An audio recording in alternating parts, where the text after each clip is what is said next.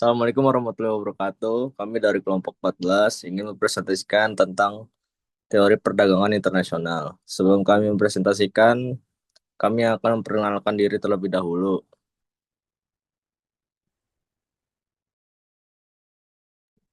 Yang pertama ada saya. Perkenalkan, nama saya Dimas Aksayana Paendra dengan NIM 64221913. Saya dengan Putri Priyani dengan NIM 64222200. Saya Jenar Delia Putri dengan NIM 642222049. Saya Deza Fazrul Pala dengan NIM 64222082. Saya Guntur Pamungkas dengan NIM 64222100. Di sini saya akan menjelaskan tentang perdagangan internasional. Pengertian perdagangan internasional.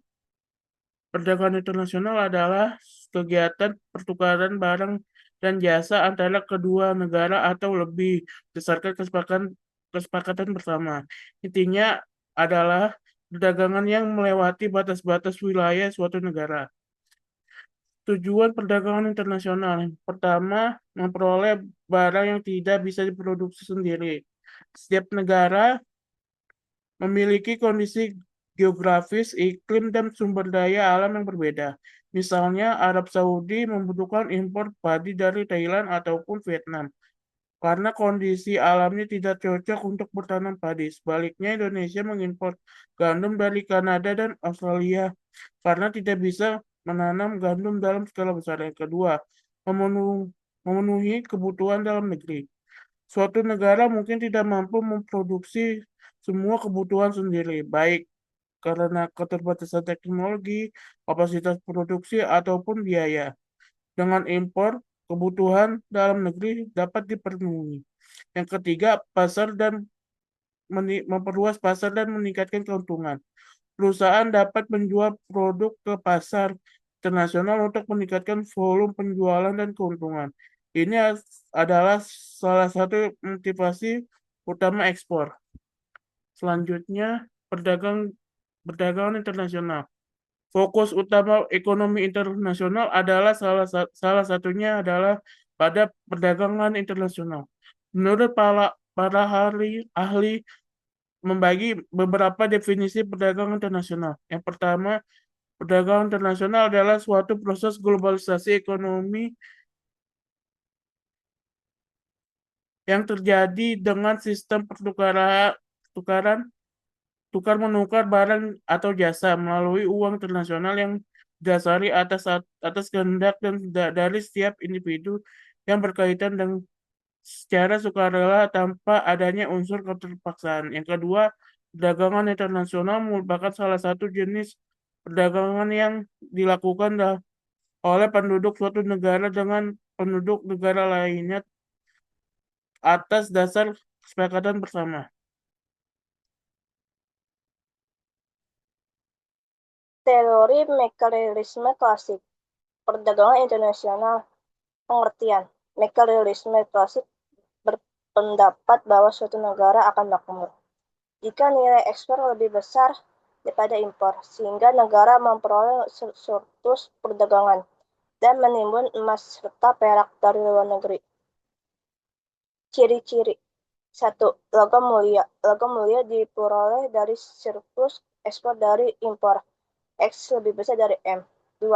Peranan pemerintah dominan dalam perdagangan internasional. 3.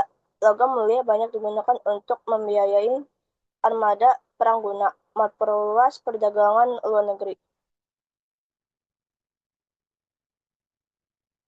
X. Manfaat perdagangan internasional.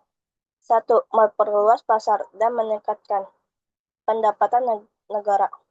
Negara dapat menjual barang ke luar negeri sehingga produksi meningkat dan penerimaan devisa bertambah. 2. Memperoleh barang yang tidak dapat diproduksi sendiri. Setiap negara memiliki sumber daya alam dan kemampuan produksi berbeda. 3. Mendorong efisiensi dan spesialisasi.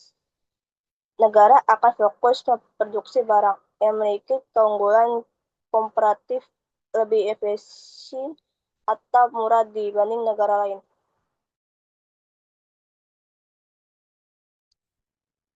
Pengertian teori klasik. Yang pertama, ada absolute advantage. Asumsi dasar dalam teori ini adalah setiap negara akan memperoleh manfaat perdagangan internasional karena melakukan spesialisasi produksi dan mengekspor barang jika negara tersebut memiliki keunggulan mutlak, serta mengimpor barang jika negara tersebut memiliki ketidakunggulan secara mutlak.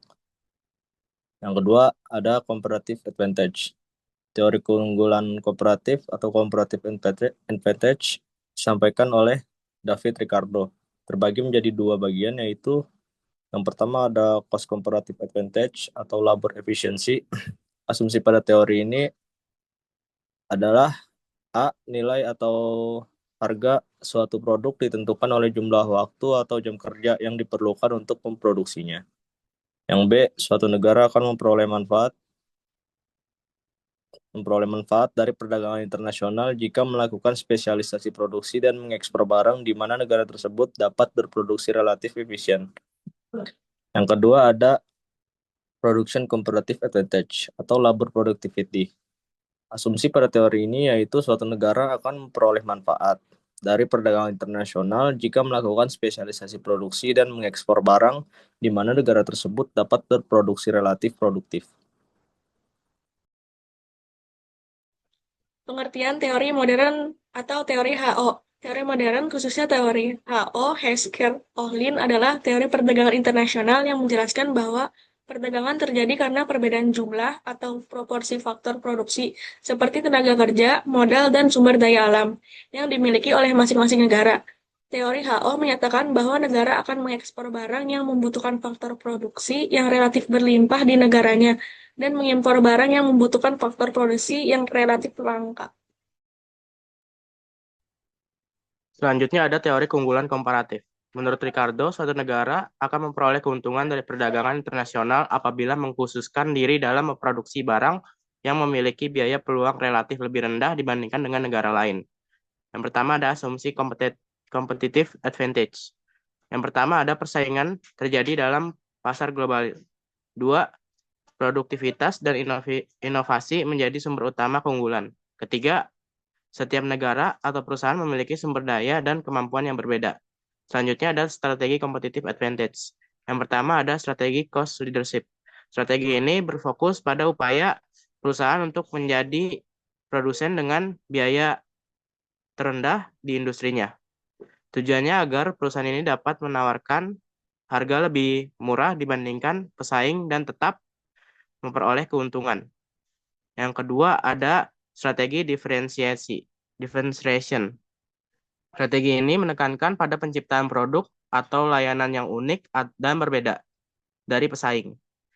Perusahaan berusaha menawarkan nilai tambah yang dianggap penting oleh konsumen seperti kualitas, desain, inovasi, atau pelayanan. Yang terakhir ada strategi fokus. Strategi fokus ini menargetkan segmen pasar tertentu yang lebih kecil atau spesifik. Perusahaan dapat memilih fokus pada biaya rendah, cost fokus, atau diferensiasi fokus dalam segmen pasar tersebut. Selanjutnya. Contoh kasus perdagangan internasional. Contoh kasus perdagangan internasional adalah hubungan perdagangan antara Indonesia dan Jepang. Menunjukkan adanya kerjasama yang saling menguntungkan. Indonesia mengekspor komoditas seperti batu bara, gas alam, cair, minyak kelapa, sawit, dan karet. Sedangkan Jepang mengekspor mobil, mesin industri, dan produk elektronik ke Indonesia. Selanjutnya. Terakhir ada kesimpulan. Perdagangan internasional merupakan aktivitas penting dalam perekonomian global karena memungkinkan negara-negara memperoleh barang dan jasa yang tidak dapat diproduksi secara efisien di dalam negeri. Teori-teori klasik seperti merkantilisme, absolute advantage, dan comparative advantage menjelaskan bahwa perdagangan muncul karena perbedaan kemampuan produksi antar negara serta upaya memperoleh surplus perdagangan. Sekian presentasi dari kelompok kami. Apabila ada salah-salah kata mohon dimaafkan. Wassalamualaikum warahmatullahi wabarakatuh. Salam.